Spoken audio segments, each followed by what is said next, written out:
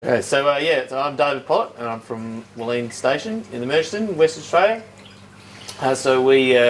We've got a bit of a name for ourselves for not killing the dingoes here, because we find that dingoes make our management of the property so much easier, and that's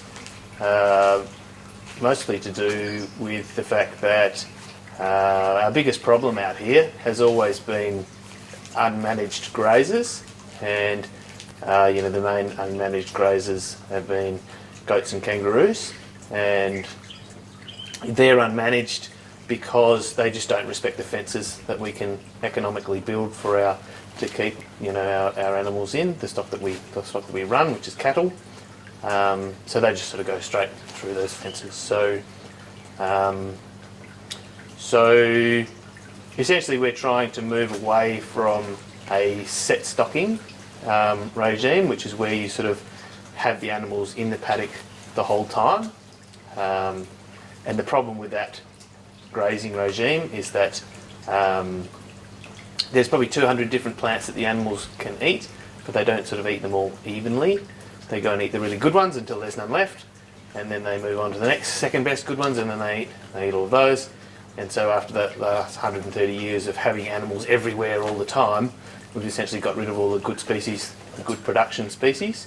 So the way that we want to manage the country into the future, and the way that a lot of farmers use to manage their country, is sort of rotational grazing, where you have all your animals in one spot, and then you move them around, and then you don't move them back to the first spot until the good plants have sort of recovered their numbers. So the problem with the unmanaged grazers is that you can keep your cattle in the paddock, and you can move them in different paddocks and move them around, but the unmanaged grazers just go everywhere else. So that means that the good plants that we want to recover, essentially they don't get a break from grazing. They still continuously graze, which means that their numbers can't recover. So the reason the dingoes are so important is that they are the only method that we have for controlling those unmanaged grazers, those goats and kangaroos. And since we've stopped involving ourselves with baiting programs, the goats have entirely disappeared. In fact, not just on our property, they've entirely disappeared through the whole region, because there's now a few dingoes, and dingoes are pretty effective in getting rid of goats. So we don't have a problem of goats anymore.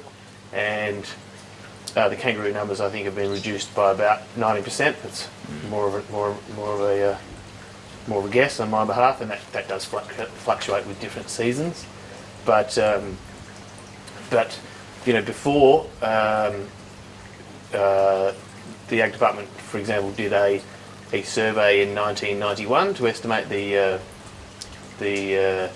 grazing impact of goats and kangaroos, and they estimated that 61% of the grazing pressure was coming from goats and kangaroos. And we had 14,000 sheep at that time, so a huge amount of the grazing pressure was coming from goats and kangaroos, and we can't continue to manage this country with 61% of the grazing coming from animals that we can't manage, and we don't make any money out of. So essentially, I think that the dingoes are essential for recovering the country, but I also think that they're going to be essential moving into the future, so that we can manage the country with a more ecologically appropriate grazing model.